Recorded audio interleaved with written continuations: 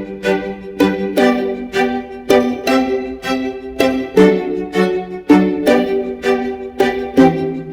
want to mention a couple of crises that Socrates has experienced.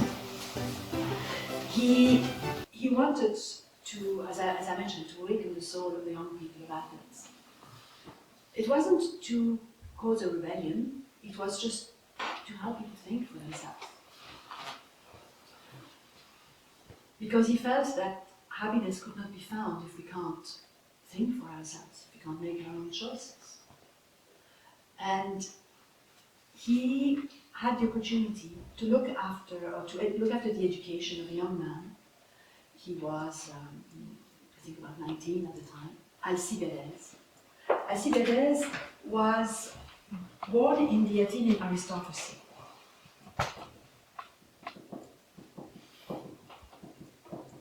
He was handsome, he was brave, he was quite courageous, he was strong, and he was promised to possibly succeed to Pericles.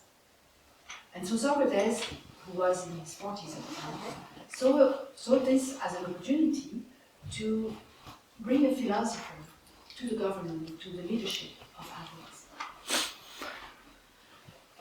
And so he dedicates quite some time to educate Alcibiades, to inspire Alcibiades to become virtuous, to inspire Alcibiades to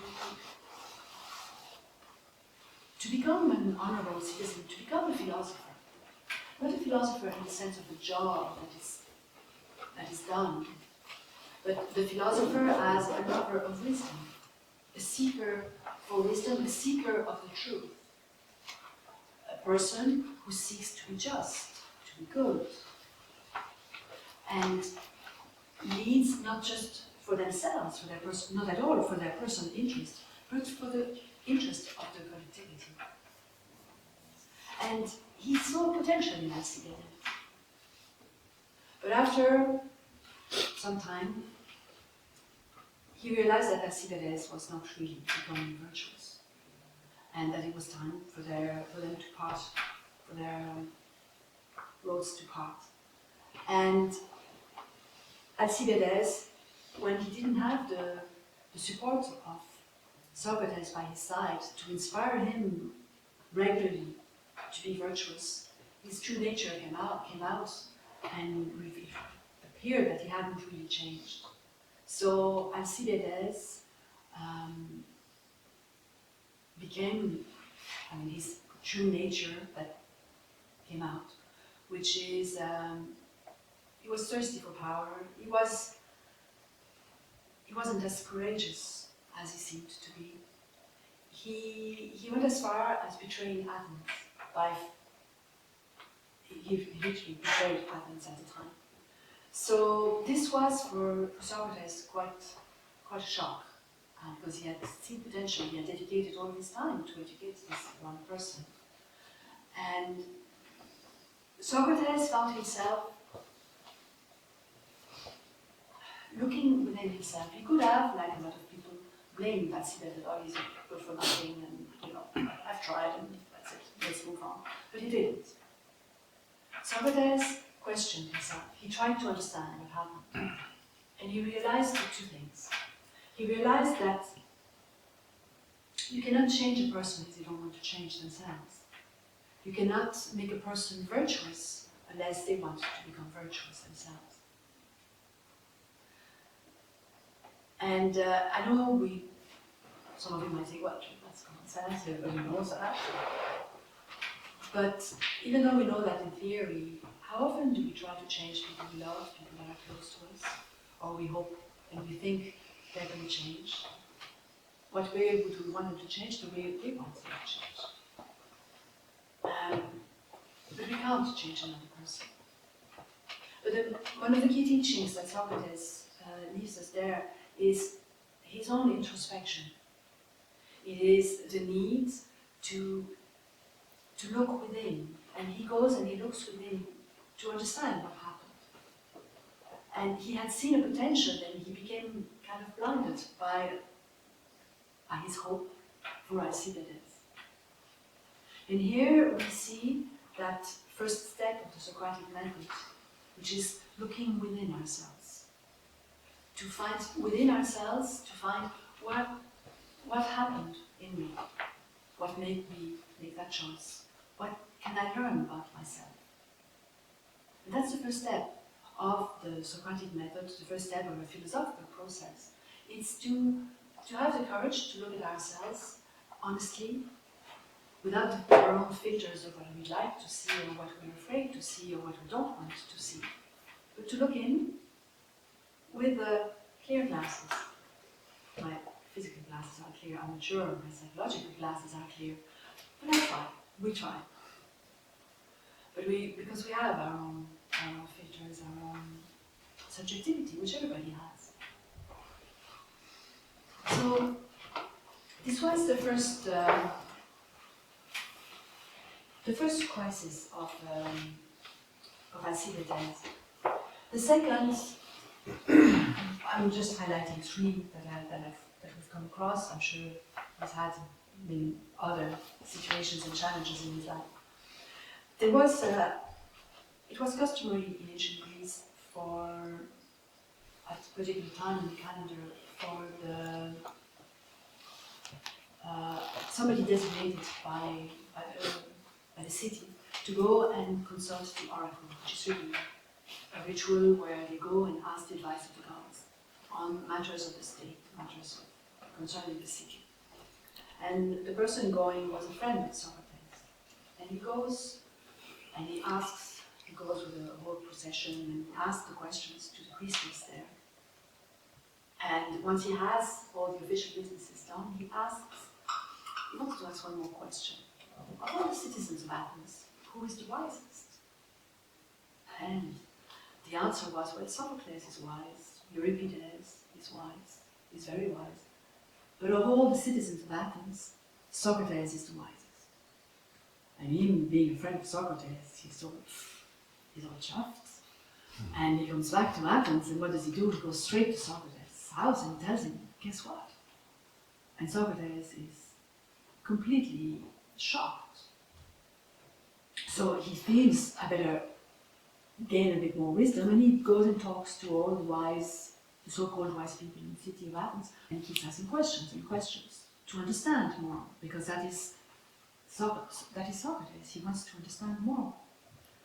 And he wants also to bring them to understand more themselves. And of course, at some point, when we are asked questions, at some point we're faced with the reality that, well, here, I don't know, I don't have the answer. So he brought them to face their own ignorance. So what Socrates learned through this process is that he understood why the oracle named him as the wisest. Any idea? Because he knows that he doesn't know. He knows he doesn't have all the answers. Some of the people that he went to talk with were convinced that they knew everything and wanted to save face, but I know it. And had all the answers. But Socrates knows that he doesn't know. What we see here is he highlights the importance to recognize our own ignorance if you want to learn, if you want to progress. To recognize our ignorance, to recognize that we don't have the answers to everything. But wisdom is about knowing what I know, but also knowing what I don't know. And knowing that what I know about whatever it is, about myself, about a particular field of knowledge, is what I know. Does that make it the truth? Can I say that because I know this, or my view is that is the truth? That's the attitudes that he encountered. So, recognizing what we know and recognizing that we don't know. This led him to develop, through that process, he developed his method of the dialogue.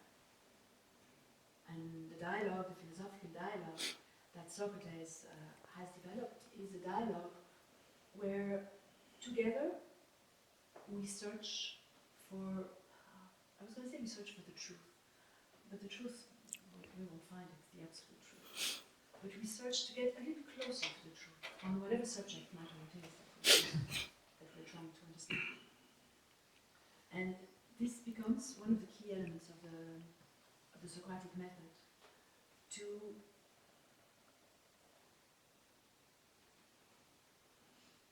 through the dialogue, to asking questions, to go a little deeper in our understanding of what it is that we're looking at.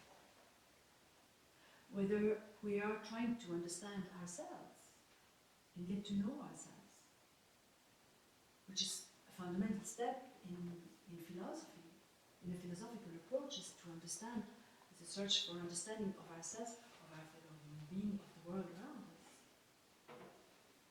But it's to ask questions and go a little deeper within. And in that way, we face our prejudices, we face our strengths as well, our shortcomings, but we gain an understanding. And in that way, it is what Socrates describes as the purification, which enables us to cleanse away our prejudice, our preconceived ideas, maybe also some of our fears, some of our doubts, which we can shed light on as we gain understanding.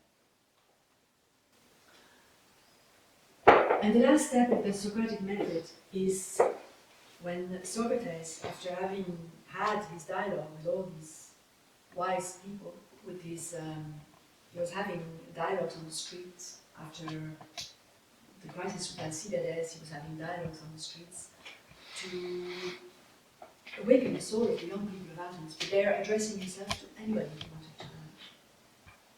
And so Socrates is accused, he's brought to trial. Some people feel that he's really a troublemaker. He's brought to trial on the accounts of sowing the seeds of rebellion amongst the youth of Athens, but also on account of inventing new gods. Because Socrates talks about and refers to that voice that he hears and which advises him when he's about to make a mistake. And what he's talking about is what today we call the voice of consciousness. But he's the first one to formulate it and talk about it in such a way. And he's accused of inventing new gods. So, since the vote, in the trial, the jurors have to vote for whether he's guilty or not, of course, and he's found guilty, not by a huge majority, but by a majority. And since the trial is of a religious nature, there are two possibilities. He can either be condemned to death or condemned to exile. Socrates he defended himself in the trial, and he refused to go in exile, because he dedicated his whole life to serve the city of Athens. And that was really important for him, to be a good citizen. And if he had to go in exile, he was losing his citizenship. And that for him would have been betraying himself, going against his own values, or at least some of his own values. So he chose death. And he was 70, 71, about that age. He, in the days preceding his death, he had a lot of dialogues with some of his disciples and some other people coming to visit him, some of the young people in Athens. And he tried to teach them. It was more him reassuring them than the other way around. But he wanted to teach them that death is just another step, and there he wasn't teaching just about physical death. He was teaching about maybe what we could describe as a symbolic death, about the need in life as we progress, that it is only natural that we go through what I would describe as little deaths. What does that mean? It means to die to our ignorance, to die to our prejudices, to let go of the image that I might have had of me, but that when I open a new door in myself, when I activate a new potential in myself, I need to let go of certain things that I was holding on to and have the courage to step into maybe a new phase of my life or the next step in my life. I'm not talking about big changes. There are changes that happen within ourselves when we have little or great realizations about ourselves. And there are experiences and realizations that we have that enable us to move forward. But if I want to stay where I am, I can't move forward. So what Socrates teaches us is that we need to be able to let go so that we can move forward. And this is the need that he describes as the need to be reborn. And so, in order to be reborn, he proposes the dialogue to let go of our prejudices, to look within and get to know ourselves. But that can only happen if there is a determination and a choice to change.